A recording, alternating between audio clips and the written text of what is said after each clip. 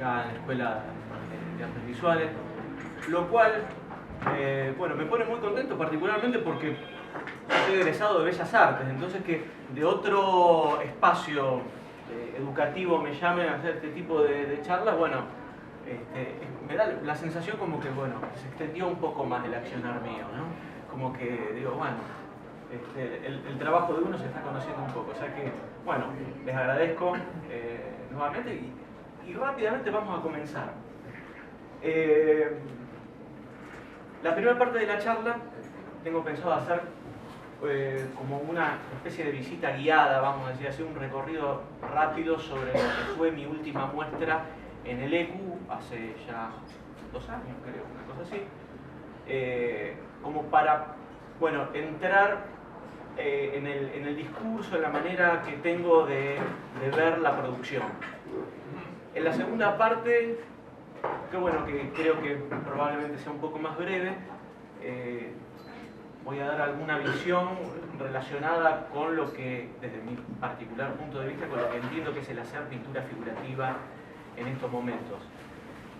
Nada de lo que yo diga va a estar pronunciado desde un punto de vista de una máxima general que quiera ser extensiva o que quiera imponer de alguna manera. Digo, es mi visión, mi forma y la manera en la que yo he encarado mi producción y sigo adelante.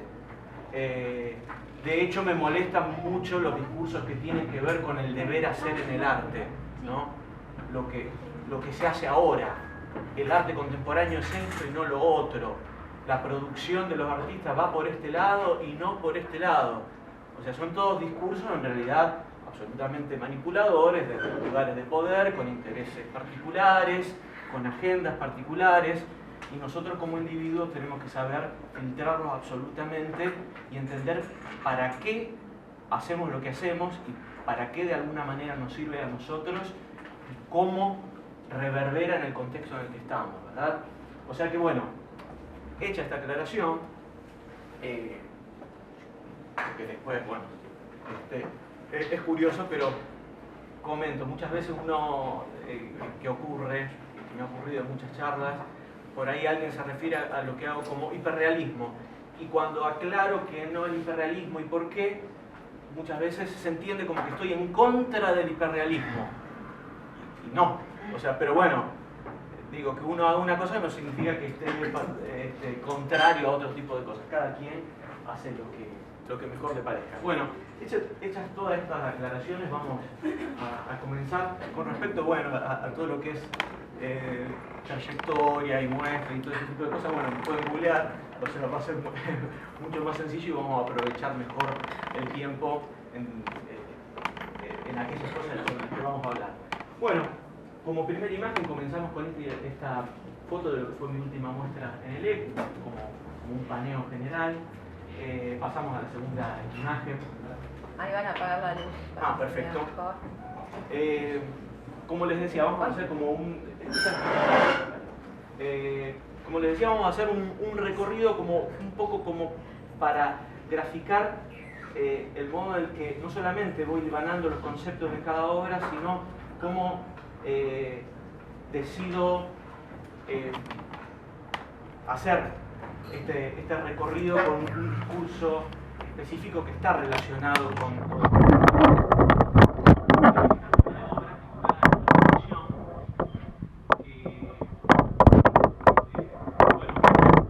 tiene como una impronta como muy sintética en su composición también, y un poco también, si se quiere, choqueante o absurda. Un poco la hice remitiéndome a los dibujos alquímicos, que son muchas veces incomprendidos, que a veces pueden generar como cierto choque porque, bueno, son figuras que en muchos momentos pueden parecer violentas o sexuales y están hablando simplemente de mezclas de componentes químicos, pero graficadas desde un punto de vista de que está lo suficientemente críptico como para que la persona que solamente conoce la disciplina pueda hacer esa lectura simbólica. Entonces, comenzando con esta imagen, de alguna manera estoy como diciendo, bueno, esto es un lenguaje mudo que vamos a tener que entender de qué se trata, por eso está titulada Introspección. De alguna manera esta persona está gráficamente buscando dentro de sí algo. Y así es que comienza, digamos, todo el recorrido, en una búsqueda introspectiva, en una búsqueda en el interior. Seguimos con la siguiente imagen. Hay dos obras tituladas Reflexión, también composiciones sintéticas. Esto sería casi un troni, en el sentido de este tipo de pinturas, normalmente pinturas holandesas, flamencas también, que representaban una figura que no era nadie en particular, no era algo retratístico, sino que era, bueno, hacer un rostro que de alguna manera ocupe un espacio. En el caso de Vermeer, la muchacha con alas de perlas sería un troni, es decir, no corresponde a una persona específica. Bueno, un poco basándome en esas citas, yo muchas veces en mis obras hago citas estilísticas, citas de estilos, de determinadas corrientes, también hago citas técnicas, del modo en el que utilizo la materia para hacer ciertos detalles. Bueno, y en este caso, pasamos a la siguiente imagen, estas dos obras que continúan después de Introspección y se titulan Reflexión, hablan del estadio siguiente de este trabajo de contemplación y este trabajo interno que uno hace. Es decir, pasamos de tomarnos ese espacio para mirar en nuestro interior para poder llegar a una etapa reflexiva. Bueno, ahí puse esta foto como para que se vea un poco cómo es el recorrido de esta primera ala. Acá un paréntesis y les comento cómo estaba distribuida la muestra. Bueno, si conocen el EQ, saben que en la parte superior son dos alas largas paralelas conectadas con un ala central, es decir, tendría forma de U el recorrido. Entonces, hay todo un sentido de obra que dispuse en el primer lado que se recorre. Hay un tramo como que sería un pasaje y hay otro sentido que se despliega en el lado contrario. Ahí vamos desplegando toda esta cuestión discursiva. Acá ya nos encontramos con una serie de obras que titulé La materia.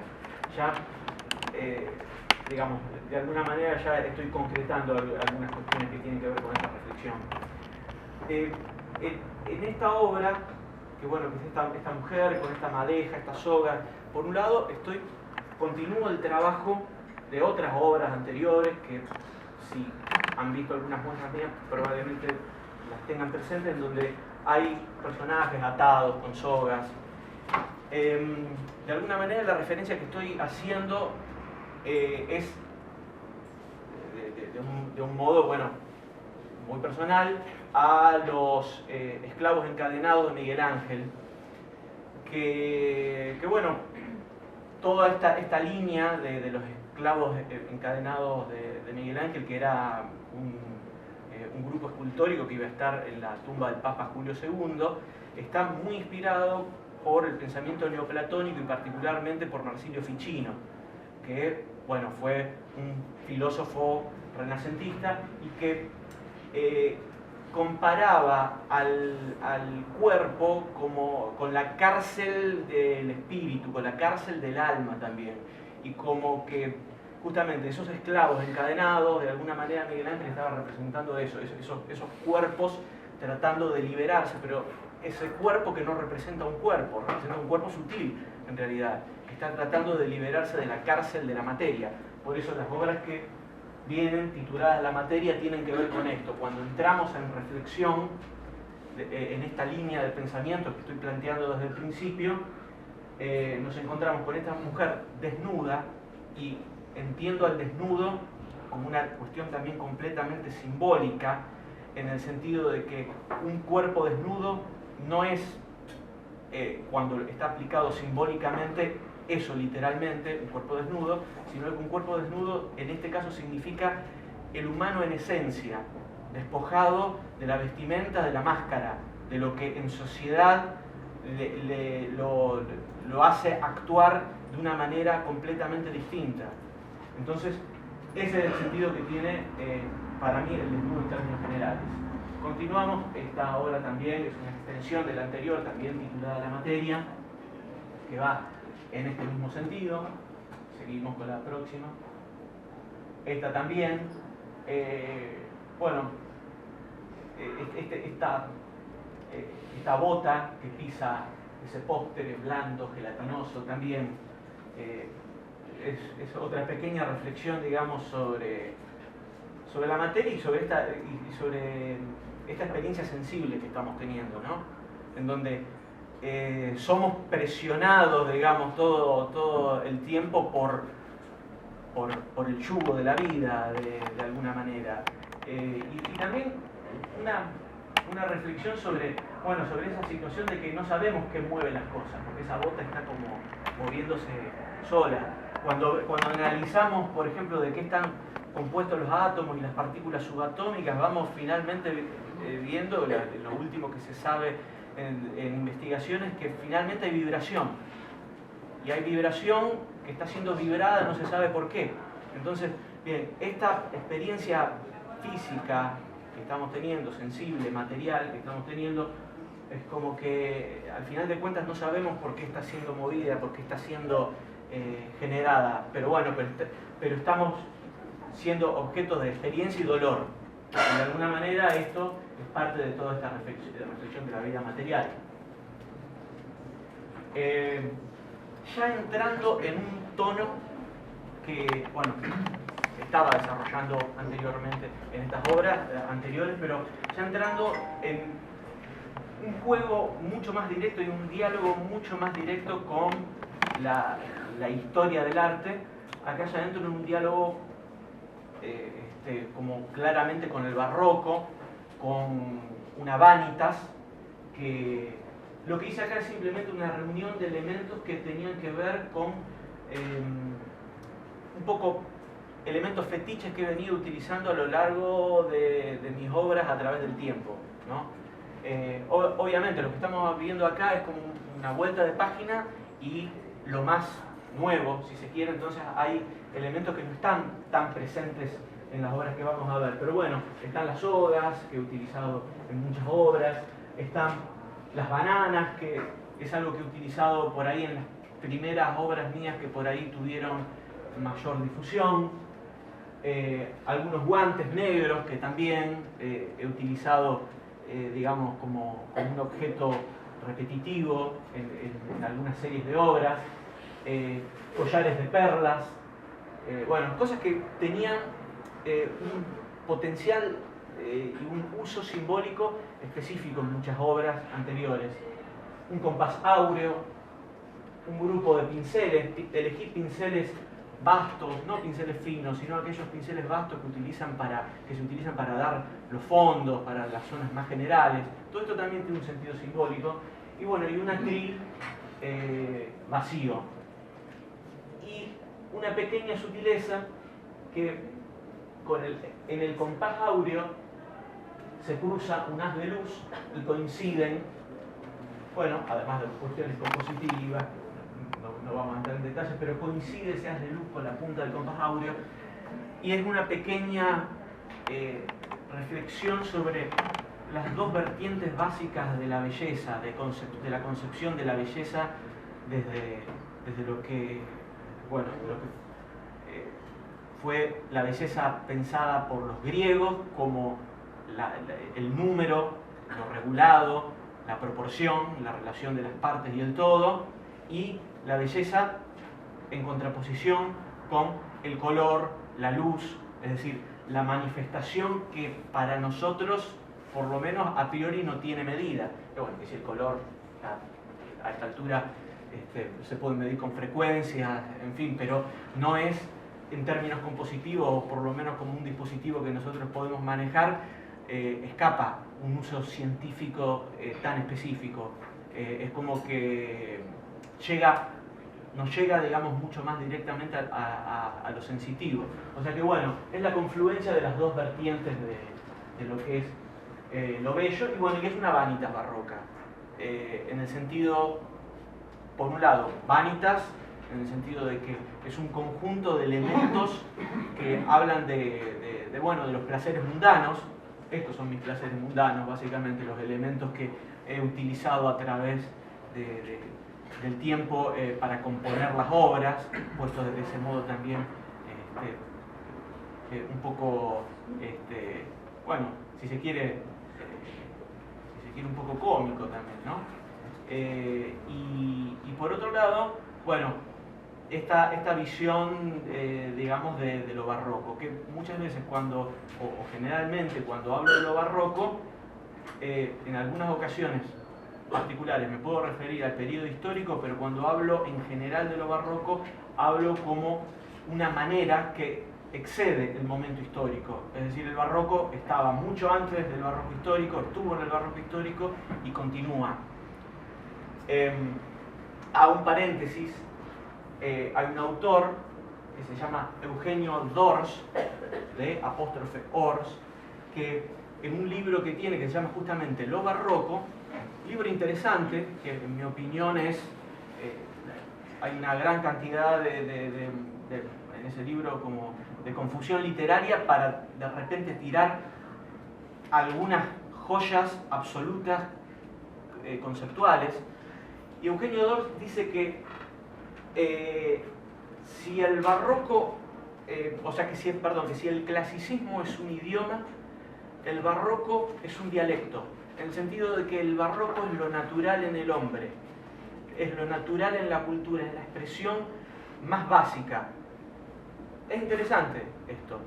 Y que la depuración, que la destilación de eso, entendido ya como un estilo pulido, con aristas mucho más limadas, eso sería el clasicismo.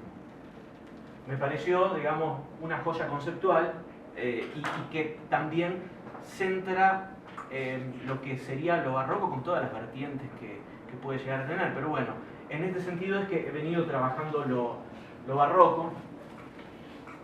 Esta obra, titulada Desde que no estás, para mí es una obra que tiene mucho sentido porque la empecé a idear tras la muerte de un amigo que tenía un sentido del humor muy oscuro, similar al que suelo tener en algunos días, sobre todo cuando no desayuno bien. Y yo creo que él podría llegar a entender muy bien esto, casi como que alguien está siendo liberado de un suplicio un poco absurdo, ¿no? Hay como que hubo una persona ahí que ya no está, que estuvo atada de alguna manera y ya no está. Y tiene que ver con estas ataduras que estaba hablando en otro momento, esta relación con Marsilio Ficino, de el cuerpo como esa cárcel de lo sutil, ¿no? Y ahí ya fue liberado y aparece por primera vez este elemento de la vela que está desapareciendo, o sea que se acaba de extinguir. También la temporalidad que estoy manejando a partir de estas obras tiene que ver con eso, con el momento justo, lo que los griegos llamaban el kairos, es decir, el momento preciso de la acción, el momento en donde algo se estaba desarrollando y pasa a estar en un punto en donde a partir de ahí empieza a darse otro curso de acontecimientos, es el momento justo en donde algo acaba de ocurrir. Y en lo que acaba de ocurrir ahí es que algo dejó de ser automáticamente, una llama dejó de estar. Y siguiendo con estas cuestiones de las sillas, como para hacer un paralelismo en esta muestra, en este desarrollo que estaba haciendo, este autorretrato, que no tiene más, el título es simplemente autorretrato. De esta obra es el impacto que tuvo ver en vivo un autorretrato de Rembrandt en la Frick Gallery de Nueva York. Es un autorretrato que, como muchas obras de este autor, lo he visto cantidad de veces, no me llamaba la atención verlo en reproducción y cuando lo tuve en vivo me causó un particular impacto. Rembrandt tiene unas deformidades muchas veces, anatómicamente muchas veces están muy mal, los escorzos, esto parece una crítica a Rembrandt, pero a ver, son cuestiones también, deformidades que provienen del manierismo y se siguen extendiendo un poco en el barroco. Pero ¿a qué voy? Que muchas de estas deformidades no se entienden hasta que no se ven vivo. Y ahí toma un sentido completamente diferente. Y esta obra que me parecía que estaba como muy extendida, la parte inferior del torso, como que estaba como muy ampliada, de repente cuando la veo en vivo toma sentido completamente y genera una presencia absoluta. Pero esa presencia, esa cuestión, vamos a decir, espacial y técnica que él usó, sirve para adentrarnos automáticamente en la obra, y lo que yo vi ahí es casi un croto, un homeless. O sea, era un pintor que se estaba haciendo a sí mismo como de la manera en la que él estaba trabajando en su taller, pero disfrazado con algunos ropajes un poco extraños como solía usar para retratar. Alguien completamente despojado de intereses sobre la carne, el lujo, pero él tenía como en esa postura de estar sentado, tenía como cierta realeza, daba la sensación como de estar sentado en un trono. Y me impactó mucho eso, o sea, esa entronización de una visión de sí mismo desde una cuestión completamente simple y rasa. Y digo, bueno, claro, ¿por qué me está llegando? Porque realmente cuando uno está trabajando en el estudio y está luchando con la obra y las cosas no están funcionando a veces o a veces funcionan, uno se siente como así, como muy solo, muy desnudo de alguna manera, muy como que no encuentra sentido, y bueno, y así es como uno se siente un paria en ese momento. Y yo me vi reconocido en eso, y me vi reconocido en cuestiones del oficio mismo, como que el oficio se traduce en esos momentos, más allá de los elementos que estamos utilizando, las herramientas y los materiales y cómo lo usamos. O sea, se traduce en esos momentos de decir, bueno, a ver, yo hago de esta práctica algo que me ayuda a sostenerme un poco psicológicamente, a decodificar y codificar la realidad. Bueno, en este caso, el único elemento, uno de los pocos elementos que tengo del oficio es el tiento, para apoyar la mano, para pintar, y bueno, y una pequeña túnica que en muchas ocasiones suelo utilizar para pintar, y la rodilla al descubierto, que hace referencia a la iniciación. René Guénon y otros autores hablan que para la iniciación espiritual es necesario primero tener una iniciación de algún oficio.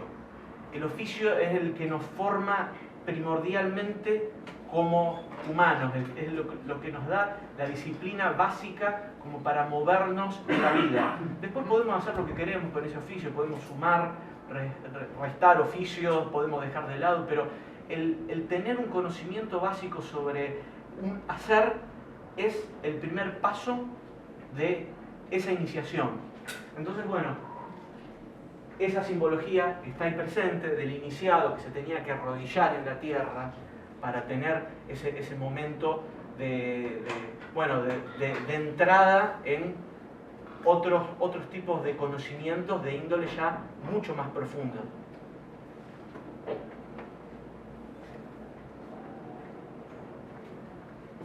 Y la última obra de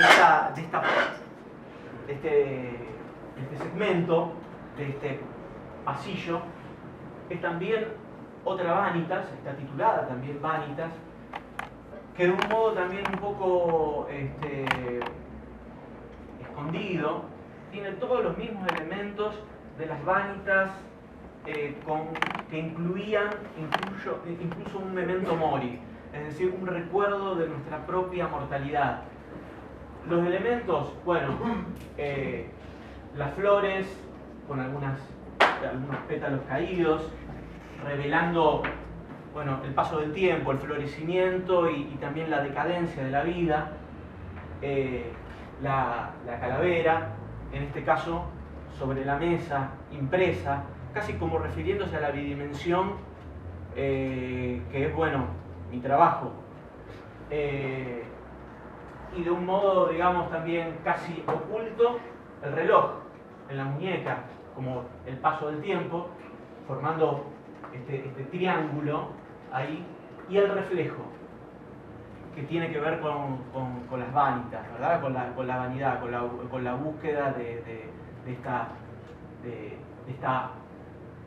este placer en la autoimagen y la futilidad de ese tipo de búsqueda.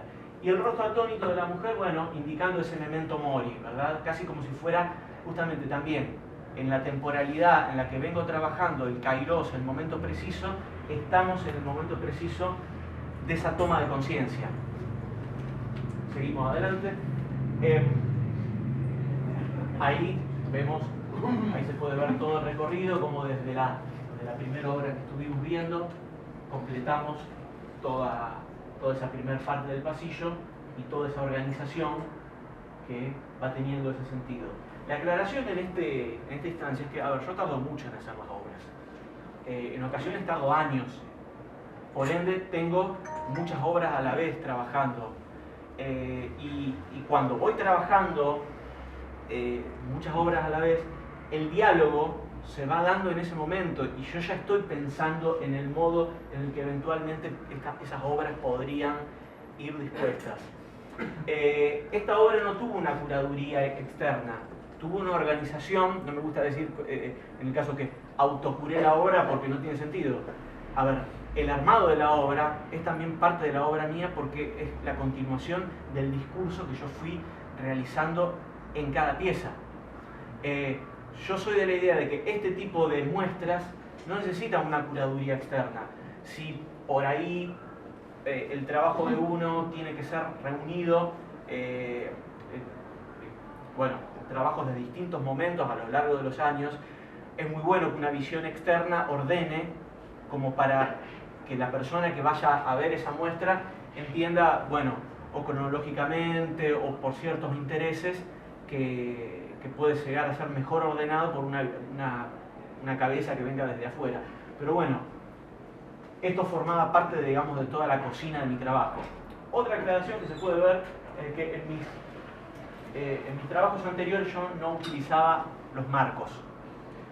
Esto se debe a que solía trabajar la figura en un fondo abstracto, de un plano casi como con muy pocas modulaciones de color. Y esto me llevaba a una espacialidad que no quería que remita a la ventana, digamos, a la tradicional ventana, por así decir, renacentista. Entonces, por eso el marco me parecía como que no sumaba a este tipo de discurso visual. Cuando ya comencé a generar más espacialidad, digo, bueno, tengo que ir a esta convención.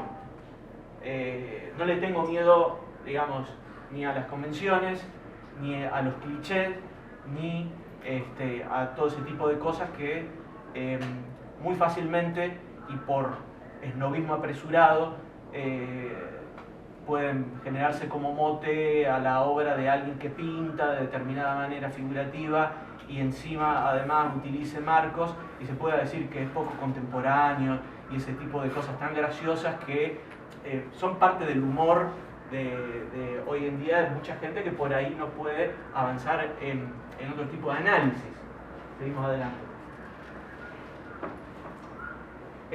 Bueno, acá hay dispuesto una serie de autorretratos que los he titulado Autorretratos practicando la muerte.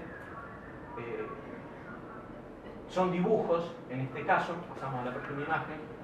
Acá, bueno, fui sacando fotos en otro espacio, fui sacando fotos de los detalles. Seguimos. Son todas poses especulativas sobre lo que podría ser el momento en el que estoy muriendo, en el momento en el que muera.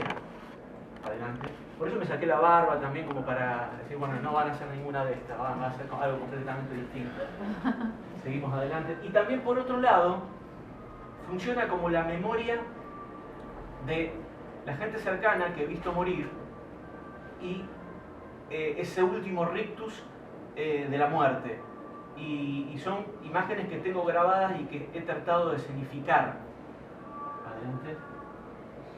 Pero por otro lado, es la conexión entre las dos partes de la muestra. La primera, que tiene que ver, como bien les decía, con esta temporalidad barroca, con esta búsqueda del momento preciso que se da por una búsqueda reflexiva. Y aquí ya estamos entrando en esta cuestión que, como bien había mencionado, que tiene que ver con la iniciación, y parte de la iniciación, parte del proceso de la iniciación es la muerte. Cuando se hacen los ritos iniciáticos, se hace una muerte fingida, porque estamos muriendo al que éramos para nacer a la nueva revelación. En este caso, en toda búsqueda, en todo trabajo interno, la transformación se da en dejar de ser lo que estábamos siendo para empezar a ver las cosas de otra manera. En el Zen se habla estos juegos de palabras que son los Koan Zen, se habla que cuando uno empieza a conocer la verdad del Zen, las montañas, antes de conocer el Zen, las montañas son montañas y los ríos son ríos. Cuando se empieza a conocer el sistema del Zen, las montañas dejan de ser montañas y los ríos dejan de ser ríos, y finalmente, cuando uno ya vio esa verdad revelada, entre comillas, las montañas vuelven a ser montañas y los ríos vuelven a ser ríos. Es decir, el proceso de transformación es un enrarecimiento de la realidad por su análisis, hasta que después de esa percepción distinta de la realidad, de esa epifanía, empezamos a ver las cosas normalmente como las estaban viendo anteriormente. Entonces, sigamos. Un poco es esto, es la muerte que se da con la iniciación, y otro poco está disparado también esta obra por un pensamiento de Platón que decía que la filosofía es la práctica de la muerte, porque en la filosofía estamos separando el cuerpo del espíritu, y tiene relación con lo primero que venía trabajando, ¿no? Esta separación del cuerpo y del espíritu, de la cárcel, de alguna manera. Pero esta separación reflexiva y especulativa que se puede hacer a través de la filosofía es algo transitorio, ¿no? La muerte sería algo obviamente definitivo en cuanto a separación, pero bueno, me quedé pensando en eso, que es mucho más que una frase porque se desarrolla, y hacerlo, digamos, de alguna manera carne en esta serie. Bien, ahí estamos. Ahí tenemos la vista de cómo era la conexión entre esta primera parte y esta segunda parte, ¿verdad? ¿Cómo venimos de tiempo más o menos? Estamos... Bien. ¿Venimos bien? Sí. Uy, estoy dando rápido. Bueno, mejor. Ahora sí, pregunta. Así después te pregunto. Claro, sí. No, yo quería seguir corriendo. No. Para no hacer agua, porque después se complica. Bueno. Continuamos, y ahí tenemos el otro ala de la muestra, vista desde enfrente. Otra consulta, ¿quién vio esta muestra? Andamos flojos de muestra. O sea, no porque sea, digamos, mi muestra, sino porque el ECU es un espacio importante de la ciudad. Bueno, no sé, recorran un poco más, no sé, digo. Como para ver qué hacen los artistas en la ciudad. Después, bueno, si alguien se va a dedicar a la producción, sí. Yo sí fui a ver pero yo no llegué a ver esa buena, yo llegué a ver la otra, pero yo sí fui.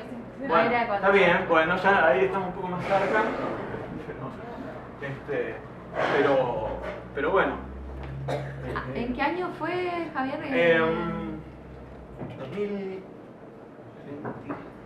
2024. Yo fui el año pasado a esa función. Claro, bueno, ha habido pocas cosas el año pasado porque ahora hay como una muestra anual, una cosa así. En otro momento había más muestras. Esa fue mi segunda muestra en el ECU. La primera muestra que hice fue 2014, algo así. También en la parte de arriba una muestra de similar extensión. Pero bueno, les recomiendo vivamente que vean obra en vivo y sobre todo lo que es este tipo de obra pictórica, que en lo material revela muchísimo más de lo que podemos ver acá, ¿no? Porque, bueno, ya sabemos. Continuamos con el otro ala. Esta es la primera obra que nos recibe ahí. Devenir, la he titulado, y hay muchos elementos que tienen que ver con el devenir de la representación de lo que es la rosa, en este caso. Está ese conjunto de rosas sobre la mujer, casi como algo mortuorio, que se podría llegar a entender. Están las rosas representadas e idealizadas en esa superficie de gobelino, espacialmente abatida también. Esto también en relación a lo que estaba diciendo de la sensación que causa en vivo una obra, el abatimiento de esa superficie, que, a ver, esta mujer está acostada, vamos a decir, en este sentido la estamos viendo. No, está recostada, nosotros la estamos viendo un poco desde arriba, ya está así, la estamos viendo un poco desde arriba, ¿no? Pero la superficie que tiene en el fondo está completamente vertical. Entonces, ese abatimiento, en presencia de la obra, genera un cierto planismo. Además que técnicamente esta obra, si bien está realizada por capas, está primordialmente desarrollada en pintura cubriente. Solamente las partes de sombra específicamente y pasajes de medios tonos muy cortos están realizados con veladura, es decir, la profundidad que genera la veladura está localizado ahí. Algo que no mencioné, todas las obras que estamos viendo son óleo sobre lienzo. Bien, entonces ahí un poco el devenir de la rosa, y también, bueno, esta rosa de tela también está ahí, que es como otra forma en la que se pudo presentar la rosa.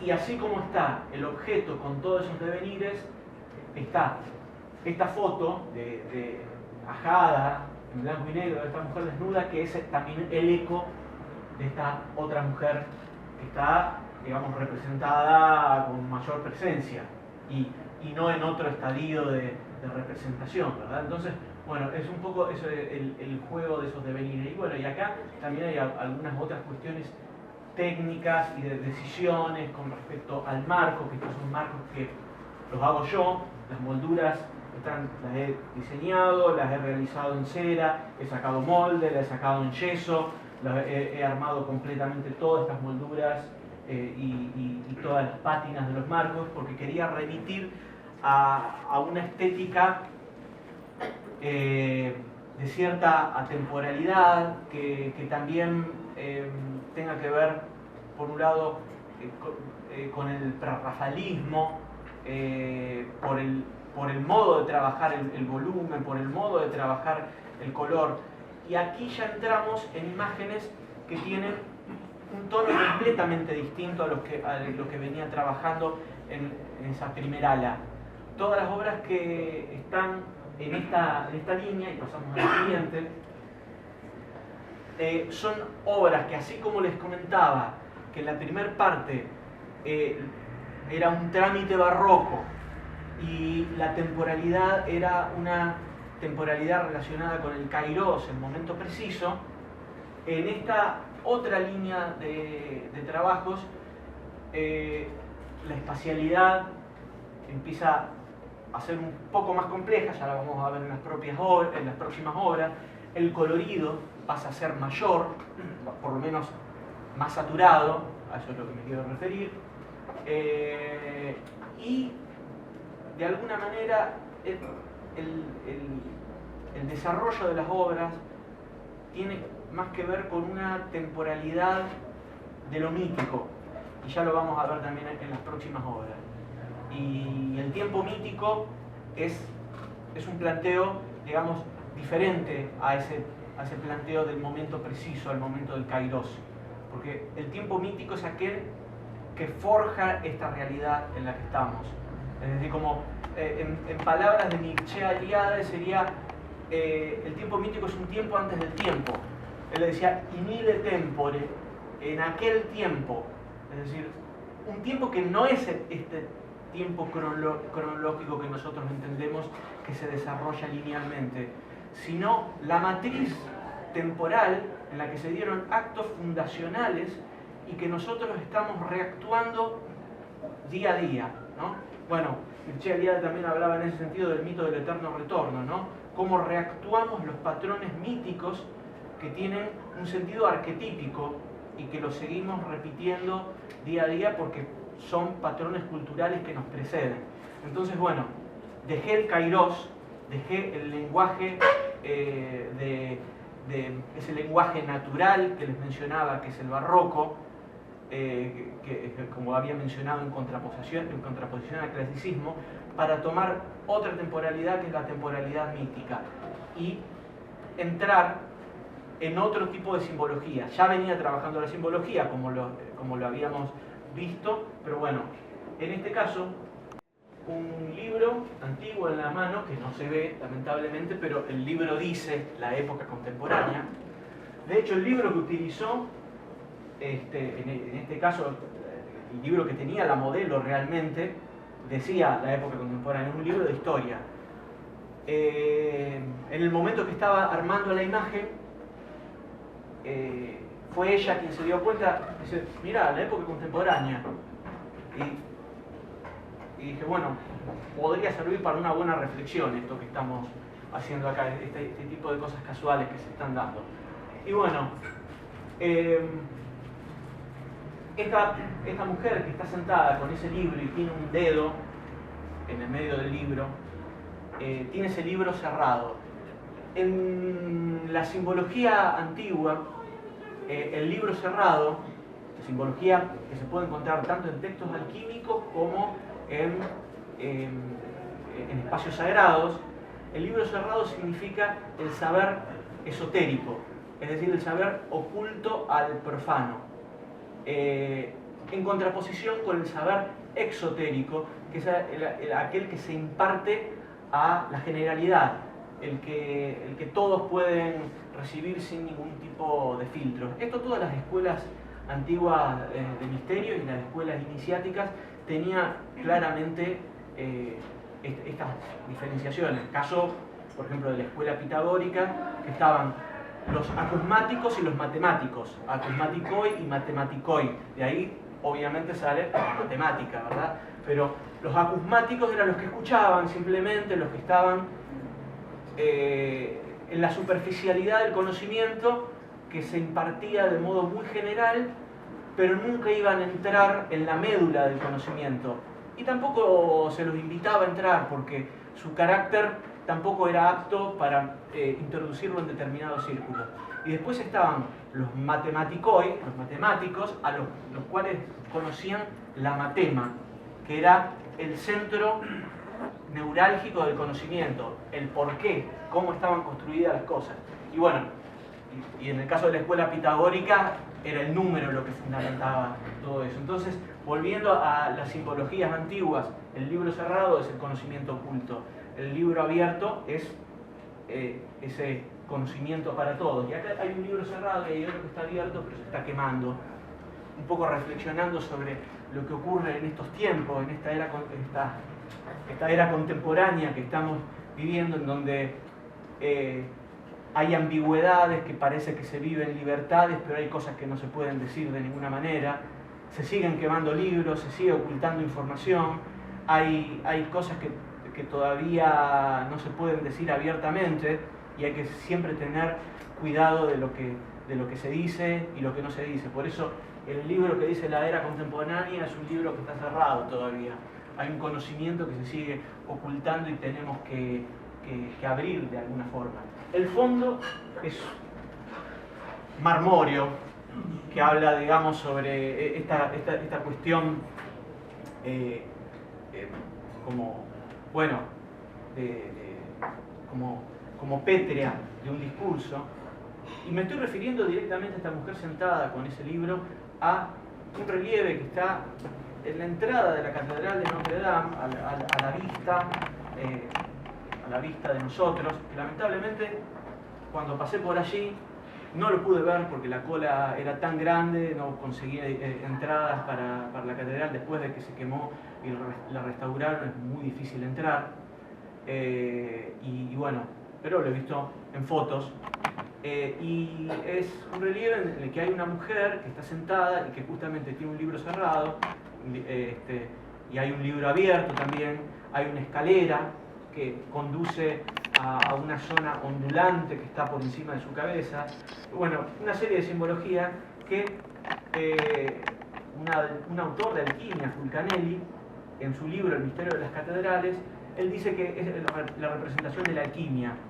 Pero bueno, esa es una visión muy particular de él que está echada por tierra porque de hecho un autor latino que es Boecio escribe exactamente la descripción de esa mujer y dice que es Sofía, la sabiduría. Y estamos hablando de mucho tiempo antes de la construcción de la Catedral de Notre Dame.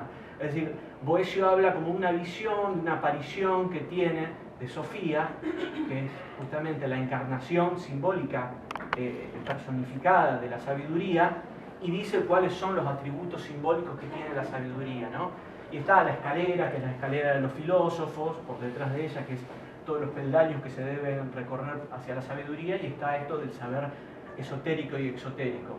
Y casi como una Sofía contemporánea, también desnuda, en su potencial simbólico del desnudo, esta mujer está sentada en su cátedra, el lugar donde se sientan las caderas, por eso cátedra, y de ahí también la analogía a catedral.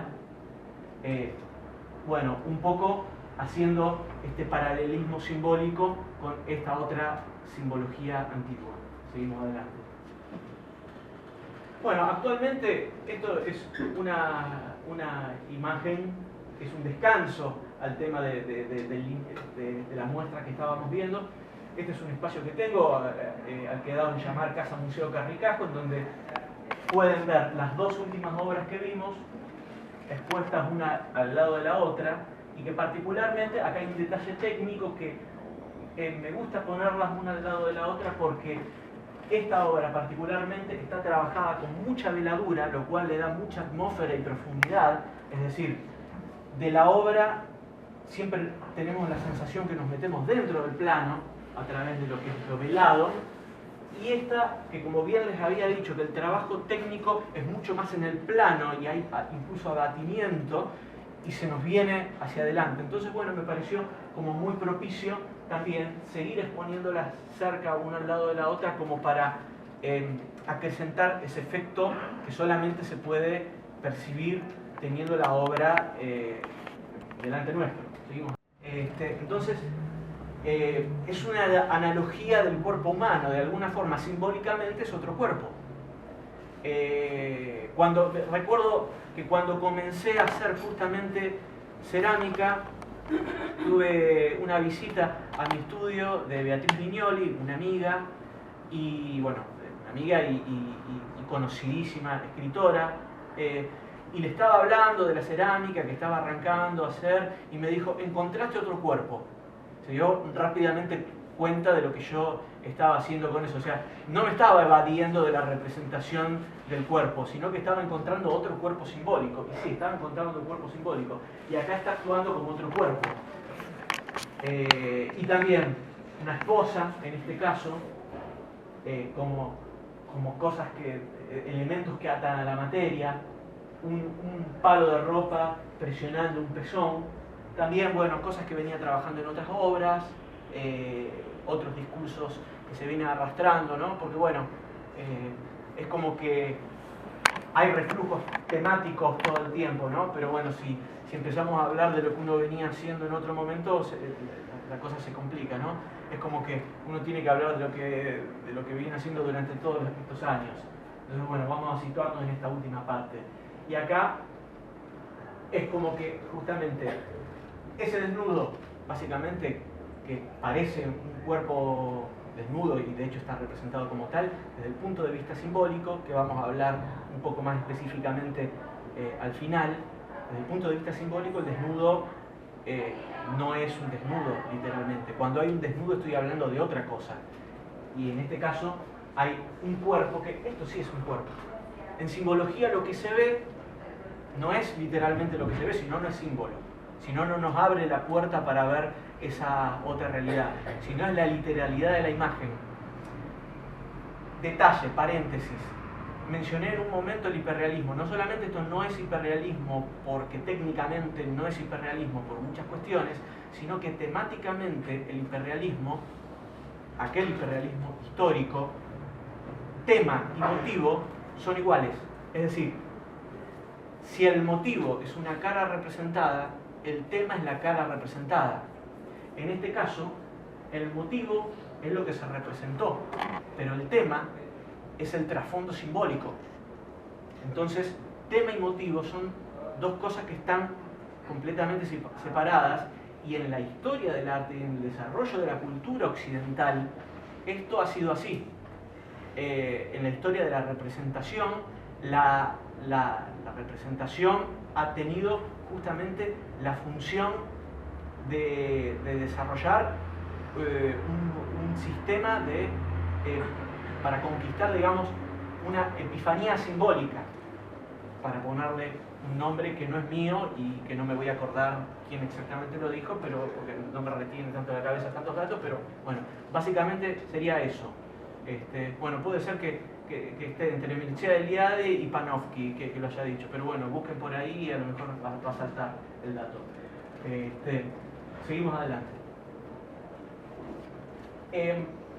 Metiéndonos mucho más en esta temporalidad mítica, y acá, bueno, el discurso visual ya tiene que ver con esto de cómo se ha representado la mitología, pero es una mitología absolutamente profana la que estoy realizando. Es como la interpretación personal de la manera en la que se han utilizado los elementos simbólicos de Occidente, bajados al despojo de los personajes. Es decir, no estamos hablando de personajes que se pueden leer a través de, por ejemplo, el panteón grecorromano, es decir, el conjunto de deidades grecorromanas. Por eso digo que es una simbología profana, en el sentido de que tomo los elementos que funcionan como dispositivos para leer simbólicamente la imagen, que es la tradición de Occidente, para jugar un poco con un discurso personal. Entonces, es un lenguaje que tiene que ver con esta temporalidad mítica y que tiene que ver con este tiempo antes del tiempo, porque justamente el mito, que como estaba diciendo, que es lo que reactuamos en la realidad cronológica, es lo que las culturas primitivas forjaban como historias dadoras de sentido de los rituales que realizábamos o que realizamos. Y les adelanto algo que de alguna manera el recorrido que he estado dando en la disposición de estas obras es un sentido ritual, porque el ritual es el despliegue del símbolo en el tiempo y el espacio. Entonces, la lectura de esta cantidad de símbolos a través de ese espacio nos lleva a una ritualización. Entonces, respondiendo también a antiguos planteos simbólicos, la mujer está sentada sobre la piedra cúbica, es decir, la piedra amorfa que luego va a ser algo, la materia prima, y justamente esta mujer está asumiendo el rol simbólico de matriz, de mater, de materia. Y por eso digo simbología primitiva, como que la materia es aquello que es lo femenino. Y el hombre, que en este caso está dando la espalda, tiene un compás para tomar medida y está apoyado sobre un capitel corintio, que ahí no se ve muy bien, pero por otro lado, acá hay un árbol de acanto, una planta de acanto, y todos los árboles que tenemos de fondo de este lado. Casi como que hay una dualidad de las dos partes, en donde acá está la materia primitiva, lo natural, sería naturalia, lo que está de este lado, y del otro lado artificialia, lo que el hombre es artífice, en este caso no el hombre como hombre masculino, sino el hombre como civilización, pero el hombre masculino sí en ese caso simbolizando lo mental, siempre refiriéndonos a tradiciones simbólicas antiguas. Como que esta piedra cúbica tomó forma de capitel tras un trabajo de intelectualización de la materia, y el capitel corintio tiene como elemento ornamental fundamental la hoja de acanto, que en este caso está como elemento natural. Entonces, bueno, es una reflexión también sobre el proceso mental que se hace, no solamente en la obra, sino en todo trabajo, para, bueno, trabajar lo dado por la naturaleza y convertirlo en un objeto que tiene que ver con lo artificial, que puede ser una obra. Que fue la primera, esto de natural y artificialia fue la primera división que se dio previo a la existencia de los museos en los gabinetes de curiosidades, que en el Renacimiento algunos personajes que por ahí tenían un dinero y viajaban y tenían cultura, coleccionaban elementos y dividían en estos dos criterios fundamentales, ¿no? Naturalia, lo dado por la naturaleza, y artificialia, lo transformado por la mano humana.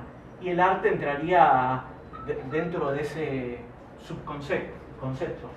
Seguimos adelante. Y perdón, antes de seguir, las finalizaciones también del cuadro, el marco, son hojas de acanto estilizadas. Y como detalle, toda esta guarda, que podría ser interpretada también como una columna torzada salomónica, lo elegí intencionalmente para que dialogue con las sogas con las que ya venía trabajando anteriormente. Seguimos. Voy a tomar un poco de agua porque voy a estar en un estado de deshidratación aguda. Estas obras tituladas Deseo siguen también con esta misma línea de lo que había mencionado anteriormente, sobre el modo en el que decido usar el objeto de la cerámica, y que es un cuerpo también, visto desde este punto de vista simbólico que veníamos hablando. Hay una secuencialidad acá que ya estaba dejando de lado en mi producción, que bueno, que si conocen obras anteriores mías, trabajaba mucho en secuencias, como vieron el caso de los autorretratos. O sea, secuencias que no desarrollaban ninguna acción. Es decir, no estamos hablando de una secuencialidad cronológica, que primero pasa esto, después lo otro, no, sino que pasan cosas distintas dentro de la misma escena. Son como fotogramas de algo que no se termina de desarrollar. También relacionado con esto del discurso de la búsqueda temporal del momento preciso, ¿no? Aquí está un poco preciso. Seguimos adelante. Bueno, acá lo quise poner un poco en detalle. Detalles técnicos que siempre, digamos, no quiero adentrarme también demasiado en lo técnico, porque, o sea, una charla técnica es una charla técnica, y es otra cosa completamente diferente, y bueno, pero acá, a diferencia de los trabajos de la primer línea, en su mayoría estaban trabajados con una base de grisalla y velados por encima, es decir, pintados en monocromía, cubriente, y después los colores velados por encima, en su mayoría.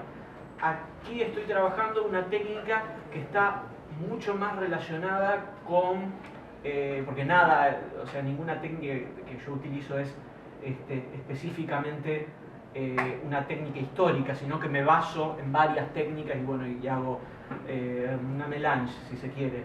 Pero esto está más basada en la técnica del academicismo francés, que tiene como referencia la técnica flamenca. Pero bueno, sobre lienzo, esta obra de pequeños tamaños, que las técnicas, una pintura flamenca de pequeño tamaño, obviamente que tendría más detalles, sería sobre tabla, tendría características diferentes, pero a nivel técnico, en este caso, ya el color está desde la base, vamos a decirlo, ¿no? Y lo que se va superponiendo son los matices a través de distintos tipos de veladuras. Veladuras cubrientes, semicubrientes, opacas, menos opacas, más translúcidas, menos translúcidas, ¿no? A diferencia de la otra variante en donde ya hay un modelado y el color se va agregando sobre ese modelado y las modulaciones se van generando por esas superposiciones. Seguimos adelante.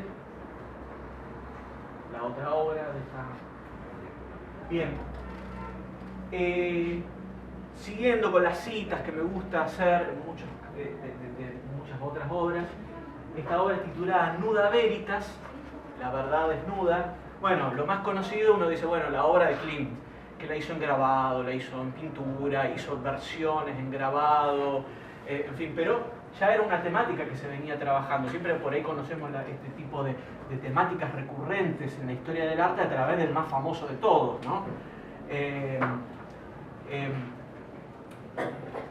Cuando trabajo este discurso de citas, yo soy consciente de que la pintura tiene un sentido, un desarrollo y una tradición, y no estoy inventando nada, y lo que estoy haciendo es con todo ese desarrollo tratar de, desde el hoy, poder decir algo que tenga que ver con mi realidad.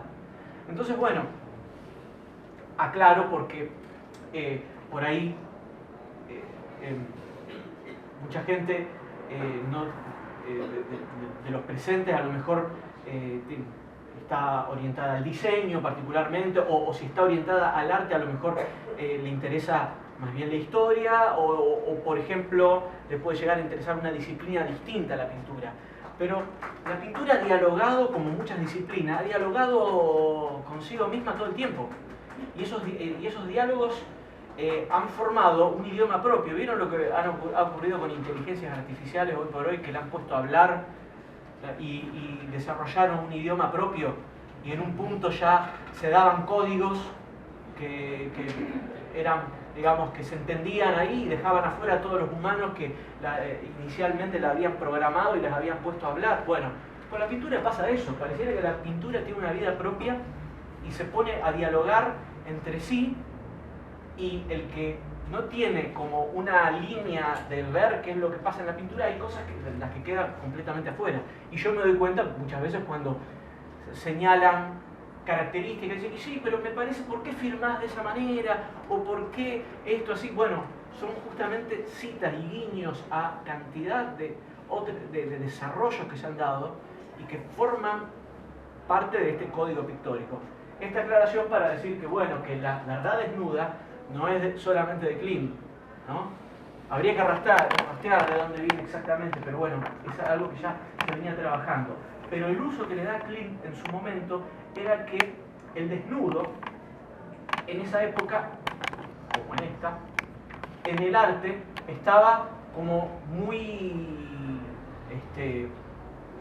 discutido, había como muchas barreras. En todas las épocas pasó eso. Recordemos que Miguel Ángel ni bien muere y termina de... O sea, bueno, había pintado la Capilla Sixtina, lo que ya sabemos, pero ni bien muere, llaman a uno de sus ayudantes a taparle todas las entrepiernas con telitas, ahí lo apodan braguetones, o sea, porque tapa todas las entrepiernas con telitas, porque eso que había ideado Miguel Ángel, esos desnudos que simbólicamente repetían una visión anatómica y cultural que existía en la Grecia y la Roma antigua, de repente pasó a un estándar moral que había que tapar todo eso, ¿no?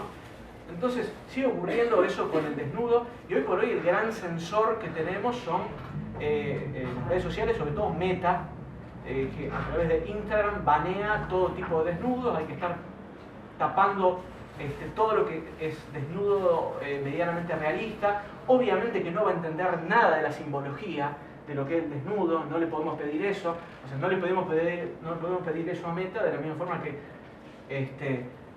no le podemos pedir eso a la mayoría de la gente que ve un desnudo y ya está pensando en sexo, ¿no?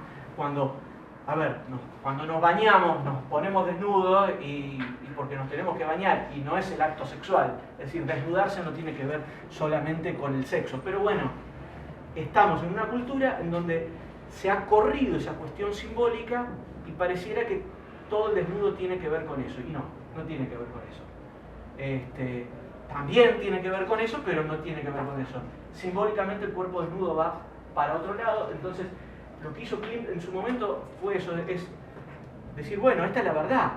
Un cuerpo desnudo es la verdad que subyace tras todos nosotros. Y en este caso, esta mujer está delante de estos cañaverales, algo, digamos, muy local también, y como que está surgiendo de ese entorno natural con esa desnudez.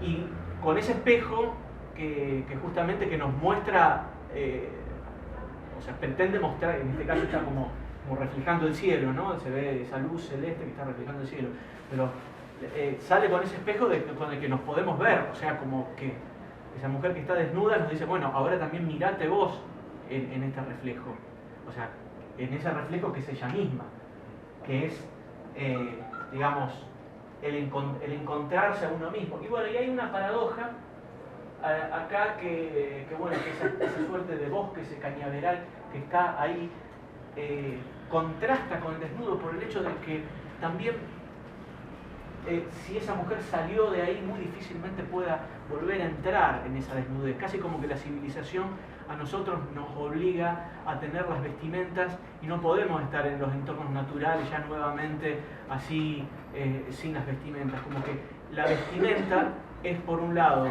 lo necesario para poder subsistir y convivir en sociedad, pero por otro lado simbólicamente es esa máscara de la que estábamos hablando que nos hace expresar en la sociedad y que también nos encasilla y nos pone en determinados lugares estéticos. Entonces, bueno, hay un paralelismo de lo que es la vestimenta como funcionalidad y lo que es la vestimenta como funcionalidad simbólica, o sea, funcionalidad social y funcionalidad simbólica. Seguimos adelante. Bueno, aquí esto, lamentablemente, bueno, siempre estas proyecciones, muchos detalles no se pueden captar, pero esta obra que hice, bueno, un juego con esto, con el título que es La Venus de los espejos, un poco con la Venus, un juego con la Venus del espejo de Velázquez, ¿verdad? En donde el angelito que sostiene el espejo ya no está, pasa a ser un pequeño querubín escultórico, y está este espejo ya tapado, un espejo sucio, velado con la suciedad, tapado con algunas hojas, algunas uvas, casi como una referencia dionisíaca, una pose como muy de atelier, muy clásica, muy posada, muy ficticia, varios espejos, un espejo tal vez aquí oculto con esta tela, en este vértice, ¿verdad? Y en realidad todo esto pasa a ser excusa para un autorretrato, que no lo vamos a ver muy claramente, pero bueno, ahí me veo reflejado en el centro geométrico de la imagen, ¿no? Y un poco como queriendo poner en evidencia los planos de realidades, ¿no? Casi como el plano en el que estoy detrás del espejo, que acá por ahí no se nota tanto, pero es mucho más frío, más azulado, tiene como esa que sería la realidad que habito, sería menos real que lo que decido representar.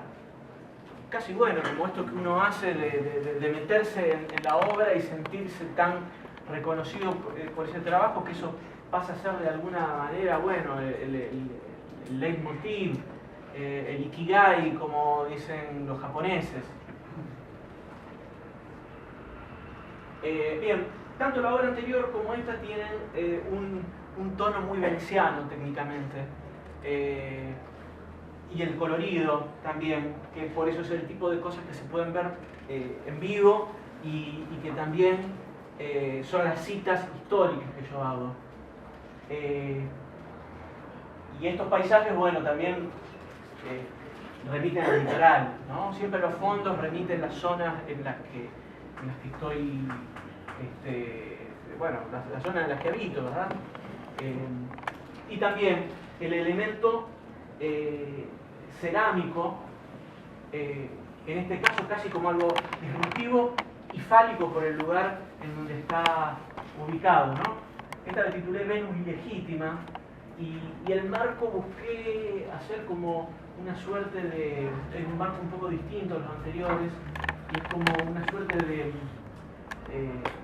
de marco estilo caseta renacentista, pero con un tratamiento no muy rico, ¿verdad? O sea, un tratamiento que busca ser como, por ahí, no necesariamente de los centros principales del arte, sino a lo mejor algunos un poco más alejados. Por eso me han dicho, parece medio country. Bueno, no ha sido el sentido, pero country en el sentido de pueblerino, sí, tiene algo como un poco pueblerino, pero dentro de lo que es, bueno, este estilo de marco de caseta renacentista. Tiene hendiduras, dorados, en fin, que acompañan también como a este sentido, digamos, un poco más humilde de la imagen, de puesta en escena humilde. ¿Cómo estamos de tiempo? Ya estamos jugados. Y media son. Hasta las 2. Hasta las 2, bien, más. Bien, voy a hacer un cierre. Bueno, lo que veníamos hablando de los fondos, esta arboleda que se ve es exactamente la arboleda que tengo enfrente de mi estudio. Entonces justamente recupero los fondos de mi entorno para hacerlo formar parte de la obra. Esta obra está titulada Finis, en latín, fin. Es el final del recorrido de la muestra, es el final de este trayecto, en donde se recupera también el elemento de la vela que se extingue, y así como en la parte inicial el discurso, como bien les decía, en ese sentido barroco que tiene que ver más con la experiencia directa de lo natural, por eso las vanitas, por eso la revelación del momento en el que tomamos conciencia de nuestra propia muerte, el memento mori. O sea, pasa a ser todo este discurso algo que está relacionado con una visión ya un poco más arquetípica. Entonces este final es un final más general, ¿verdad? Es como los finales, no es un final particular, no es un final que tenga que ver con esa cuestión anecdótica que les comentaba en un principio del inicio de la obra. Las obras anteriores tienen disparadores más bien anecdóticos. Estas últimas obras, estoy parado desde un lugar un poco más lejano, desde una reflexión un poco más distante para llegar a este tipo de trabajos. Y también, bueno, todos los elementos simbólicos, ¿no? El mármol siempre relacionado con lo pétreo, con lo mortuorio en este caso, en ese primer plano. Es una sucesión de texturas naturales, o sea, en primer plano la textura visual del arabescato Carrara y en el fondo la textura visual del cielo. Dos momentos y dos movimientos completamente diferentes. Un momento pétreo que quedó congelado geológicamente en la composición del mármol y cómo se fue dando, y otro momento que es móvil, que son las nubes. En este sentido, pensé mucho en la gran ola de Katsushito Kusai, en donde está el monte Fuji de fondo y la ola en primer plano. O sea, la ola como ese movimiento rápido, natural, espontáneo de la naturaleza que toma una forma y se extingue, y el monte Fuji como ese movimiento telúrico, lento, que apareció y quedó congelado en la piedra. Entonces son dos momentos de la naturaleza y que se están de alguna manera dando acá, y bueno, que nos hacen tomar conciencia de nuestra propia cronología. Y como les había mencionado, que el hecho de que el rito es el desarrollo del símbolo en el tiempo y en el espacio, la función original del arte, o por lo menos una de las funciones originales de las que tenemos registro, es la función ritual, que pasado el tiempo se ha separado de la cuestión religiosa, pero creo que es importante conservar la cuestión ritual más allá de lo religioso dogmático particular, porque es uno de los sentidos del arte y es uno de los sentidos del símbolo en sí mismo. Entonces, lo que quise hacer de este recorrido, como habrán visto, es justamente una peregrinación, si se quiere, ritual, por la que se pasó de ese estadio inicial, que ya les había hablado, una muerte en el medio, que tiene que ver con una iniciación, y después una visión renovada, analítica, con más distancia, sobre la realidad, que tiene que ver con esto de lo arquetípico y el tiempo mítico. Y al final de esta muestra, lo que yo decía en las visitas guiadas, era que invitaba a entrar nuevamente y ver todo lo que se había visto de un modo diferente o tal vez similar, porque, a ver, cuando tenemos una revelación de algo, una epifanía, un satori, sea de índole espiritual o un poco más mundano, pareciera que estamos entendiendo las cosas de otra manera y que todo cambió.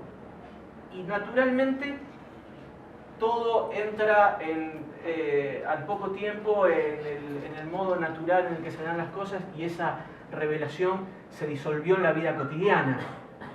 Entonces pareciera que todo nuevo conocimiento que nos abre a una nueva etapa puede ser una revelación o puede ser la entrada a un nuevo sueño y una nueva confusión. Y bueno, y en este accionar estamos todo el tiempo, cíclicamente, ¿no?, en el eterno retorno. Bien, esta es la finalización.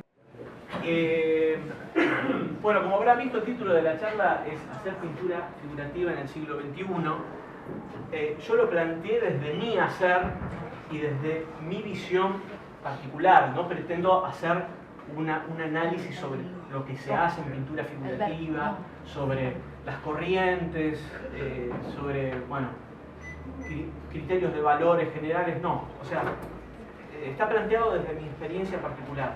Como habrán visto, para mí el símbolo tiene un valor fundamental, porque es lo que me permite decir, lo que me permite comunicar directamente. El símbolo es completamente operativo. ¿Qué quiero decir con esto? Que el símbolo actúa sobre quien lo ve y opera sobre la realidad de quien lo está viendo e interpretando.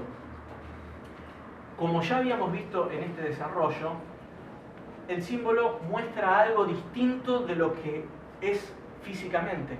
Es otra cosa, es polisémico por un lado, porque tiene múltiples lecturas, y por otro lado actúa por analogía, es analógico.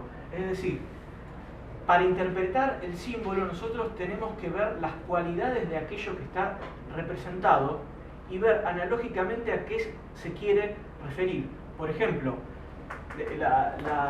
relacionar el sol con la divinidad es relacionar las cualidades que se le atribuyen a la divinidad y que tiene el sol, es decir, la grandeza, dar luz, calor, claridad, poder ver.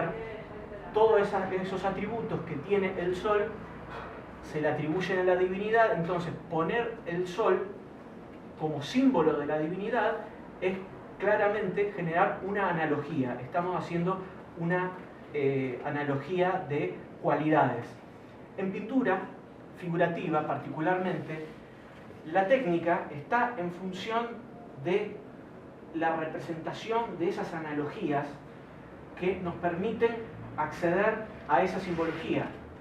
si yo en una obra pongo el fuego, como lo vimos, el modo en el que representa el fuego me va a hacer entender esa simbología del fuego. Destrucción, renovación, lo que querramos poner como atributo simbólico al fuego. Lo puedo representar de muchas formas, no hay una sola manera de hacerlo, pero todas las maneras que elijamos van a contribuir a entrar en ese código simbólico. No siempre he sido tan consciente del símbolo, porque mi formación no me ha permitido tener desde el primer momento esa claridad. Claridad que, bueno, que actualmente, como les venía diciendo, probablemente dentro de un tiempo este momento va a ser un momento de oscuridad para mí. Voy a ver desde otra vereda como que la claridad es otra, pero bueno, seguimos hablando desde mi momento. Creo que mi hacer en la pintura figurativa está fundamentado, por un lado, en el uso de la técnica, pero como se aboga en la iconología clásica de, por ejemplo, Panofsky, a través de la historia del arte, la representación, la técnica no ha sido el qué de la obra, no ha sido la búsqueda de la estética pura, sino que en la cultura occidental el despliegue simbólico ha sido aquel que ha fundamentado esa búsqueda técnica. No es una mera conquista de la representación de la realidad porque sí, como una pirueta técnica. Si se quiere, eso es lo más fácil. Lo que más cuesta es saber cuándo, de qué manera y cómo vamos a aplicar ese bagaje técnico que tenemos y que seguimos desarrollando en nuestro trabajo para poder revelar esa búsqueda simbólica. Entonces, muchas veces, y esto no es que sea un error formativo, pero como es en mi caso, mi formación en la UNR, los análisis que hacíamos sobre obras tenían que ver con un análisis formal y un análisis conceptual. El inconveniente es que nos setea la cabeza como que la obra es esa dualidad y al momento de producimos desde la forma y el concepto. Y muchas veces el análisis conceptual, que debería incluir lo simbólico, o no, o debería estar aparte, pero ahí vamos, el análisis conceptual pasa de largo lo simbólico, es decir, analizamos la obra desde una interpretación, desde las lecturas contemporáneas, y cuando en realidad hay un desarrollo histórico de lo que es la cultura visual de Occidente, la cultura visual de Oriente, y bueno, y todos los desarrollos culturales que hemos tenido. Entonces, si nos educamos en el análisis de la obra desde ese punto de vista, probablemente después caigamos, como yo he caído personalmente durante mucho tiempo, en armar la obra conceptualmente. Y ahí llegamos. El concepto, etimológicamente, significa conceptualizar es atrapar, es tener, es capturar. Lo que se conceptualizó es lo que se tiene. Entonces, si nosotros desarrollamos una obra desde el concepto, estamos haciendo una obra desde lo que sabemos, o en todo caso, en el mejor de los casos, en función de lo que queremos saber a través de esa obra, pero haciendo un trabajo que tiene que ver solamente desde la adquisición de esa línea discursiva. El símbolo opera atravesándonos. Es una operación completamente diferente, la operación simbólica. Claramente. También, si vamos a la etimología de símbolo, bueno, el referente más cercano es el latín symbolum, y que viene de symbolon, del griego. El symbolon era, bueno, un elemento que muchas veces era como una especie de medallón cerámico que se partía al medio y que se usaba como una especie de comprobante entre un trato.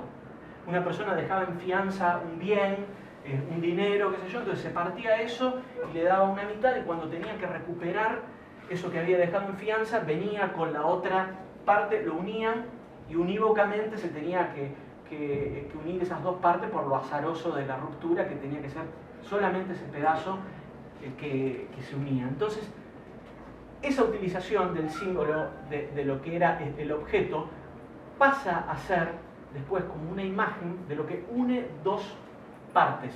Y el símbolo es lo que une la realidad sensible con la realidad inteligible, es decir, el mundo material con el mundo sutil. Y la obra es el plano sobre el cual se representa ese circo, digamos, simbólico, que nos permite pasar a ese otro plano. Entonces, el símbolo es lo que conecta, el símbolo es lo que reúne. La lectura y la realización conceptual de una obra nos lleva solamente a atrapar, a tener. Hay un problema con mucha obra que se viene haciendo desde hace una cantidad de tiempo, es que la obra se entendió, se explicó, entonces listo, me la metí en el bolsillo, ya la tengo, ya la entendí a fulano, no tengo mucho más que hablar. O sea, la reflexión es corta, hay como una historia que está detrás, un disparador pareciera, que da origen a una obra, y allí se terminó, quedó en esa anécdota. Ya está, se terminó el concepto, lo atrapé. La realidad simbólica es diferente, el símbolo lo atravesamos, ¿no? Y nos sirve para entrar del otro lado. Entonces, la polisemia que había mencionado, de lo que también es una característica del símbolo, es justamente la cantidad de lecturas de sentidos que tiene el símbolo. Y lo interesante es que el sentido que nos da el símbolo para interpretarlo es amplio, pero es direccionado. Es decir, si tomamos a un león como símbolo, y es símbolo de realeza, es símbolo de fortaleza, es símbolo de dominio, hay una cantidad de cosas que podemos decir del león simbólicamente, pero no vamos a decir que es símbolo de debilidad. Entonces claramente nos dispara un campo de conocimiento claro y amplio y direccionado. Y eso es mucho más rico que la conceptualización.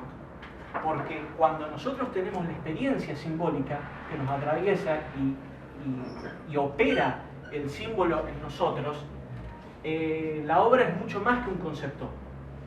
Está operando en otros estadios de nuestra persona, está operando en nuestra psique, está operando en nuestro cuerpo también si nos genera algo físicamente.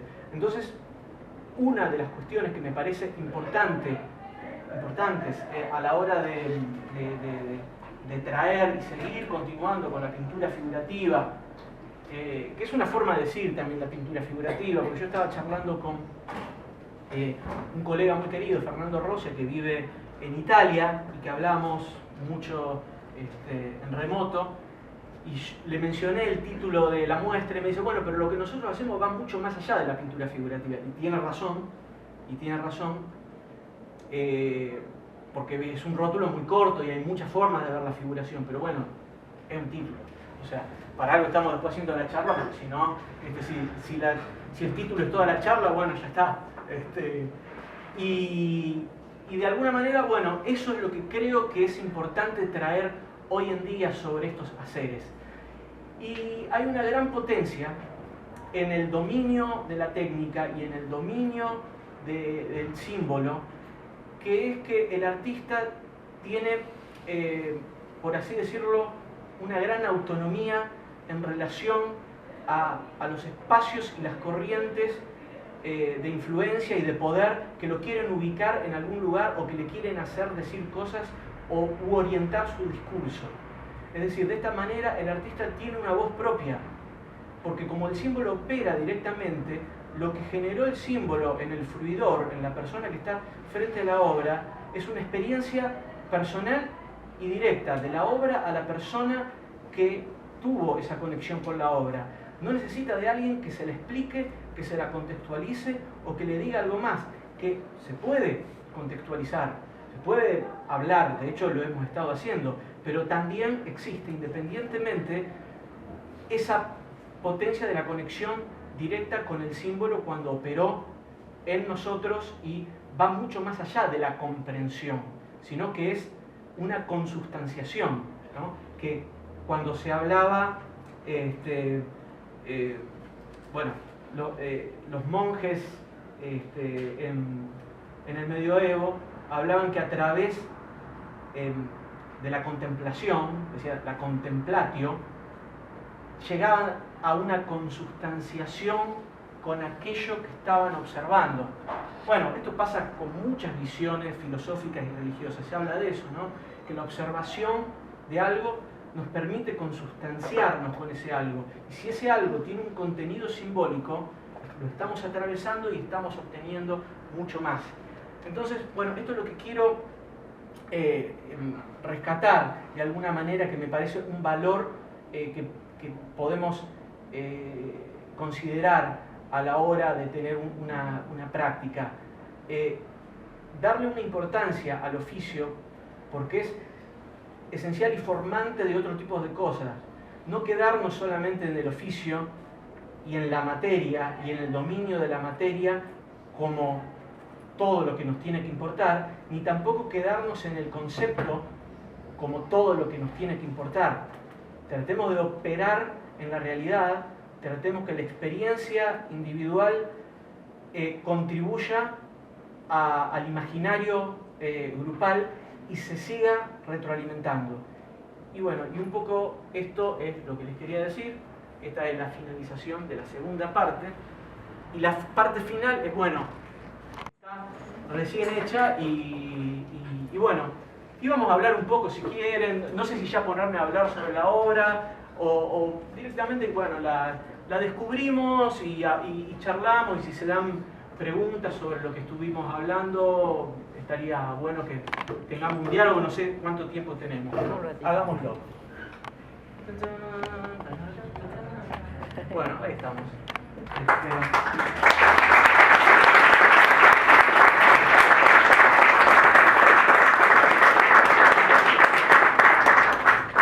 Bueno, y lo hice para que quien se lleve los aplausos sea la obra y no sea yo, porque de repente, bueno, es el trabajo de uno que uno trata de poner ahí en juego. Casi como que... ¿Esta tiene título? Exactamente, como que el título todavía hasta lo estoy pensando, porque también la obra se sigue construyendo, hay sentidos que están presentes, ¿no? Pero bueno, voy a tomar agua para no... Porque si yo hablo, sigo hablando y no puedo parar. Entonces... Pueden pensar, sí, entonces, sí. mientras toma agua, si tienen alguna pregunta, algún comentario. Espera que justo la haga más en casa.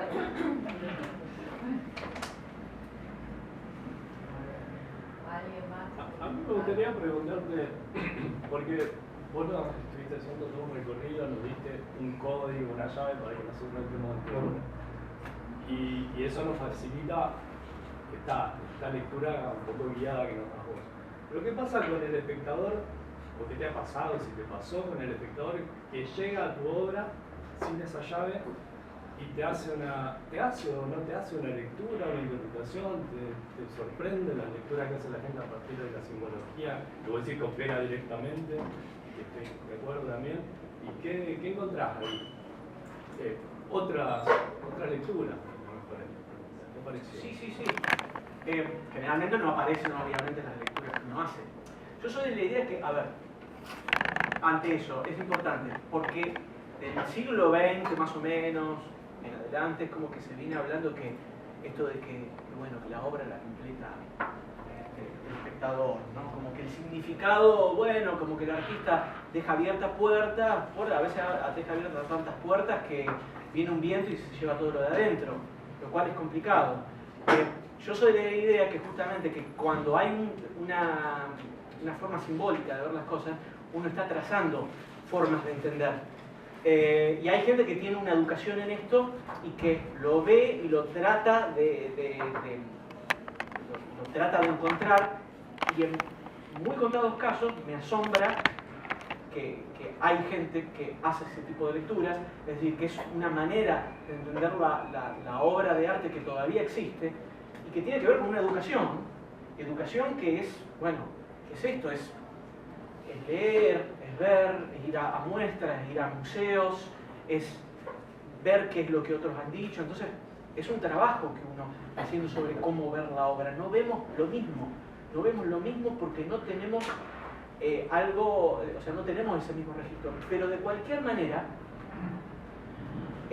cuando digo que lo simbólico opera, por ahí yo me doy cuenta que opera de qué modo. Cuando la persona ve la obra, no puede poner en palabras exactas lo que le ocurre, pero algo le ocurre. Entonces, para mí, por un lado, esa es la constatación que operó, que le generó una impresión, de alguna manera, por más que no pudo llegar a hacer otra lectura.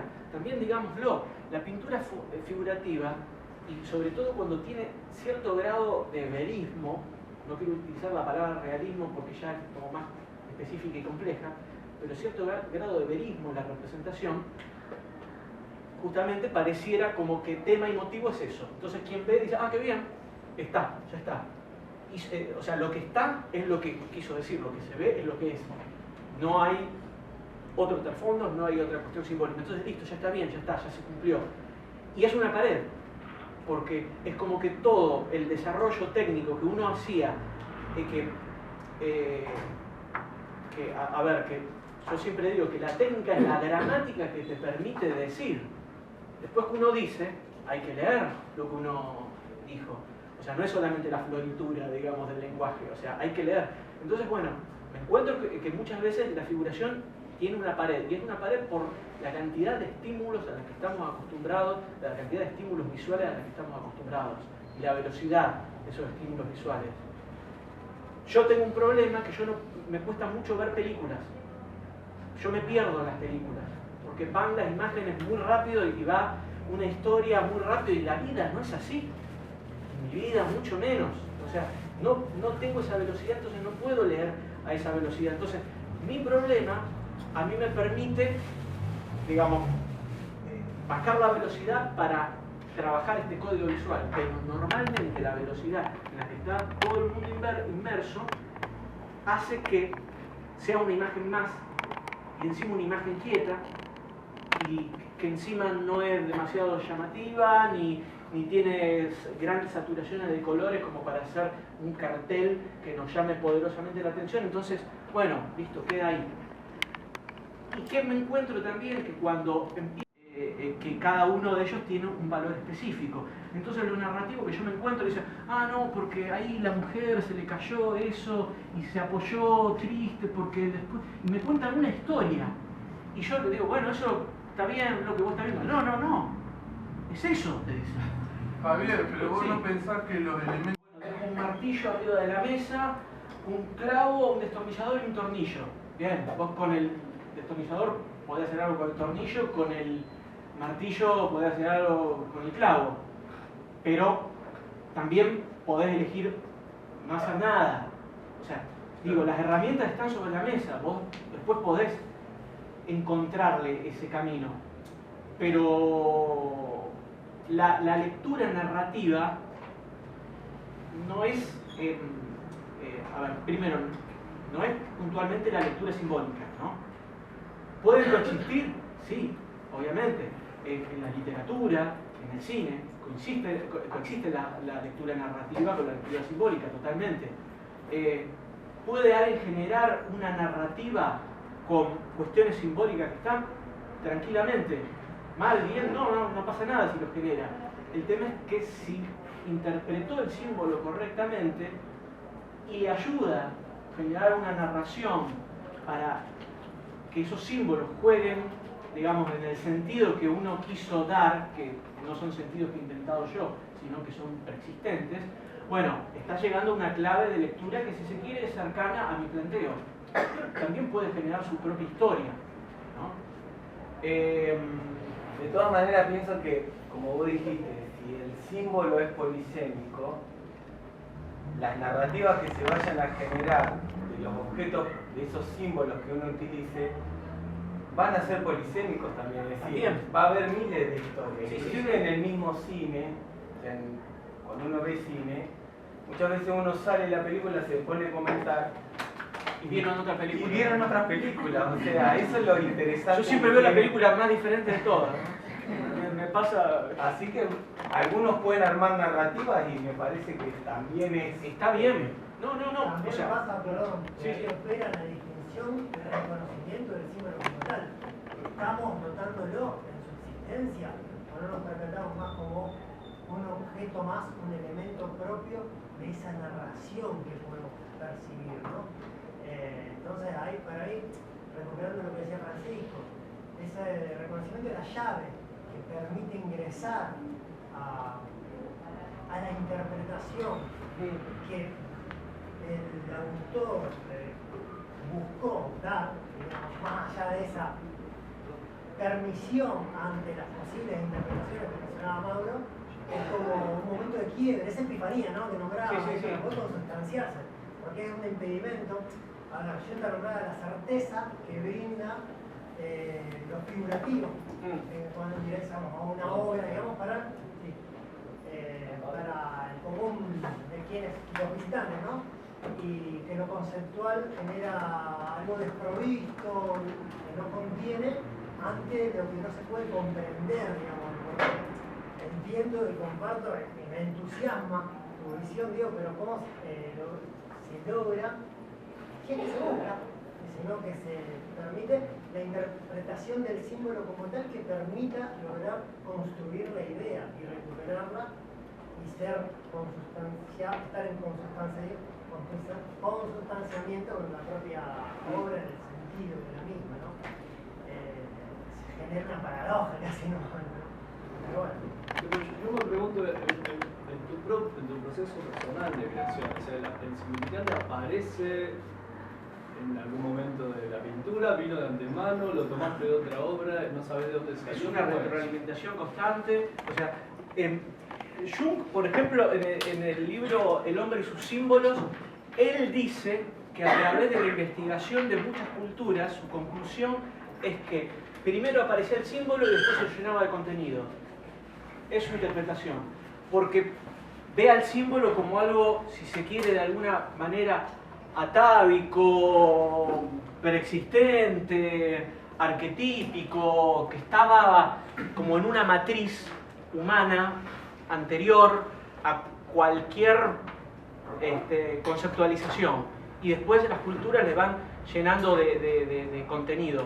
Bueno, a mí me pasa lo mismo. Hago algo y yo digo, ¿por qué lo estoy haciendo? Pero lo sigo haciendo, ¿no? Y a veces soy consciente de alguna cosa. Bueno, estoy haciendo esto por esto. Y a lo largo del trabajo me voy dando cuenta por qué voy uniendo cosas. Caso, yo acá hay un elemento de composición, digamos, que están todos muy juntos, ¿no? O sea, el rostro, que es lo más identificatorio de una persona, esta pieza de alfarería, que también es otra de las que hago yo, que se ha tumbado, y la muerta, pero la muerte como ese plano posterior. Pero acá hay una conchilla, que cualquiera podría decir, bueno, es un ornamento. Bueno, pero Mircea Eliade, por ejemplo, habla en su análisis sobre los símbolos marinos, que, bueno, el hecho de ese objeto como la simbología del agua y el renacimiento y la transformación. Y acá hay un jarrón que acaba de dejar huérfano de su alimento, de su agua, a estas rosas, pero esta muerte que está, digamos, de alguna manera graficada, por otro lado, a través de este símbolo nos dice, bueno, es muerte pero renacimiento, y el agua está incluida en estas otras dos cuestiones, ¿no?